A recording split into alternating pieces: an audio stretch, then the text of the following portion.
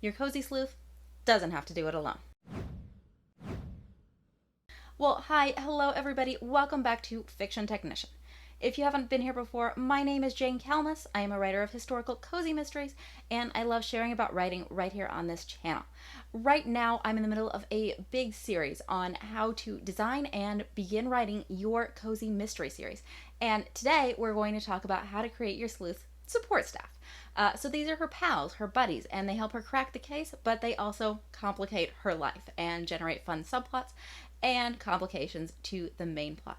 So we're going to talk about how to create characters who are ideally suited for this. We're going to talk about 3 good things they can do for your sleuth and 1 bad thing. We're going to talk about how to set them up so that you're getting the most mileage from them, and we'll talk about what happens when you elevate one of those characters to the sleuth sidekick. But before we get into that, I just want to get a little bit of housekeeping out of the way. Guys, I love making these videos for you, and I really want to grow the channel and reach more writers, but I need your help. So if you enjoy this video, please give it a like, subscribe, and please comment because I would love to hear from you. But the biggest thing you can do if you really want to help me out is just share this video with a writer you love. All right, let's get into how to design your cozy sleuth support staff. Cozy sleuths, by their nature, are typically amateurs. They're not directly involved in law enforcement.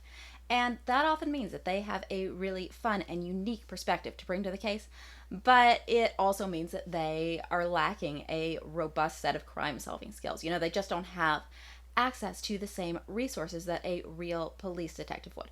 But that's okay, because they've got their buddies. So we're going to go through the whole process of designing characters who are able to supply those missing skills that your sleuth may need. Let's decide on a hook. Let's decide that our hook is going to be a time and place in history that I really love, which is 1940s Hollywood. And our character will be somebody who's in that whole Hollywood milieu. So she could be an upstart actress, a makeup artist. She could be a clothing designer. I like clothing designer because that means that our hook can involve a lot of those gorgeous 40s fashions, which feels very cozy to me.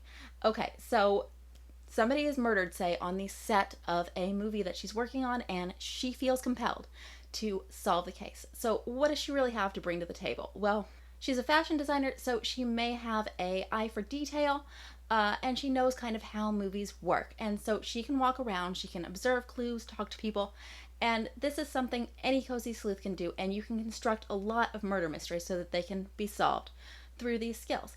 But there may be a few extra skills that you want to give her, and we're going to start by making a list of roles that people in her life may occupy, and then we'll look for skills that we can assign to some of those roles. So I've made a list here of potential roles. I started with people she might work with, like directors, actors, cameramen, and then I moved through potential family members, friends, and of course the love interest, a very special role that we definitely want in our book.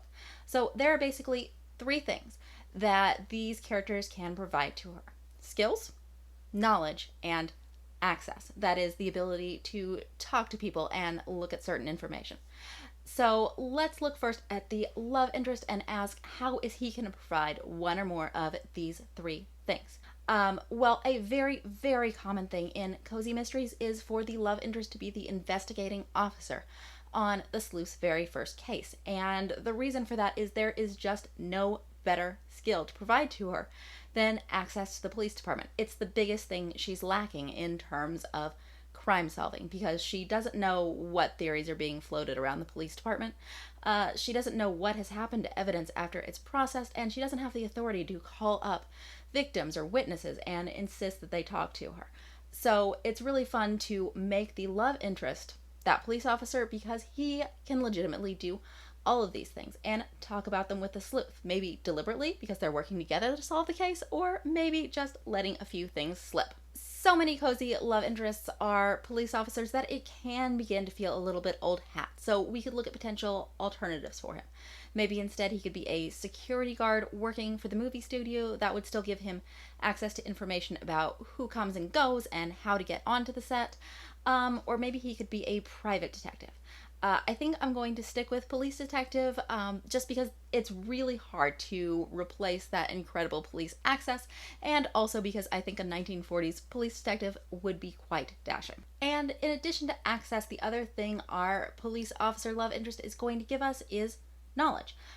If there's anything that we want the sleuth and the audience to know about how crime was investigated in the 40s, what the fingerprinting process looked like, what ballistics were like, we can just put it in the mouth of this character and it will feel totally natural and normal. All right, let's talk a little bit more about access.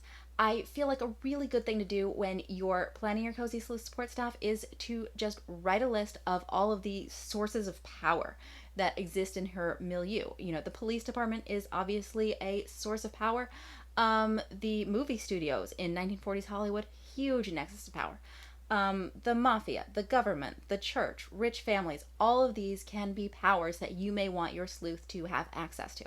So let's deal with the studios and figure out a way that she can get access to the big directors, the actors, the producers. All right, so let's say that she rents a room in the crumbling mansion of an old, washed-up Hollywood actress, somebody who isn't getting roles anymore, but she still knows everybody in town and can make introductions. And this is going to be our sleuth's point of access to studio heads.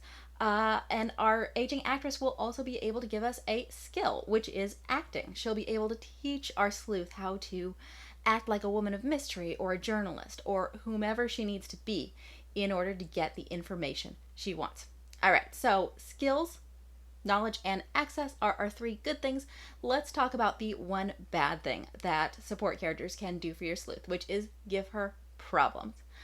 So these aren't for her convenience, obviously, they are for yours. They're to generate subplots and complications to the main plot. Probably the best place to look for characters who can create problems for your sleuth is her family. I haven't really given her any family yet, and that's because Hollywood is a place that a lot of young people move without their family. But let's say that she's got a young niece who is eager to be an actress. So maybe she's 18, 19, and she has followed our sleuth out to Hollywood, and she is constantly following her around, trying to sneak onto movie sets, inserting herself into situations where she's not helpful, and generally creating a lot of embarrassment and mayhem. So now we've got 3 support characters, and we could create more, but right now let's just focus on these 3. The next thing we're going to do is we're going to double them up.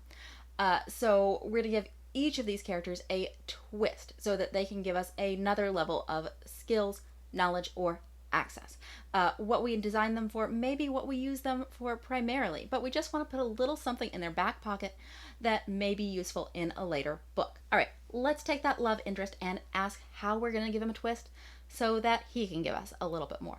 Well, let's say that before he became a police detective, he had a pretty rough youth. He hung out with criminals. Maybe he even did some small crimes. Nothing he's been caught for. So it's okay for him to be on the force, but he knows how crimes take place. And it gives him a whole other level of access. He knows criminals. Maybe he's still friends with some. And in fact, we could create a whole sort of subsidiary support character who is a criminal and is friends with him still, and can be hired to perhaps do a little bit of dirty work in a future case. All right, now let's look at our aging actress and ask how we can double her up. Well, we decided already that she was renting out rooms in her crumbling mansion, but let's switch that around. Let's say that she's actually quite wealthy, and the reason she's renting out rooms is just that she's lonely. Well, now we can use her as a financial resource. So I don't like to give my characters a lot of unfettered access to money just because it can be a little unsympathetic. If your readers always have to think about money, it can be a little annoying to read about characters who never have to. That being said, sometimes a little cash really helps grease the plot. Let's say that our sleuth needed to go to a fancy Hollywood party and pretend to be a wealthy stranger. Well, she's going to need the look. She's going to need a beautiful gown. She's going to need jewelry. And now our aging actress can provide those things to her. All right, how are we going to double up our troublesome niece? Let's say that we know she's going to be an actress, so let's say that she's hyper enthusiastic about Hollywood and she knows everything about all the actors, who's dating who, and all their old scandals. That's going to be information that's really useful to our sleuth. And the niece could also be really enthusiastic about movies. She could always know the plot of old movies, and so when our case encounters a particular twist, the niece can say, oh, that's just like in this movie, and she can discuss the case with the sleuth and offer a different perspective from the sleuth's own. So this last thing we said about our niece character, that she would be giving the sleuth her perspective, sounds like she's the kind of character we may want to think about elevating to the sleuth's sidekick.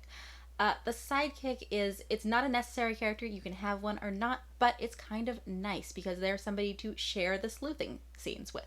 They're somebody to have witty banter and fun adventures with and to talk over the case with so that the sleuth can get the benefit of a couple of different perspectives and her understanding of the case can evolve naturally through conversations with the sidekick. Love interests make great sidekicks, but it could also be a friend, a sister, anyone who's very important to the sleuth. All right, so we've created support characters. We've given them all a way to give our sleuth skills, knowledge, access, or problems. We've doubled them up so they're giving her a little bit more, and we've elevated one to the sidekick. Next week, we're going to be talking about a very special support character, which is the love interest. We're going to talk about how to complicate his relationship with the sleuth and how to bring them inevitably together. Check out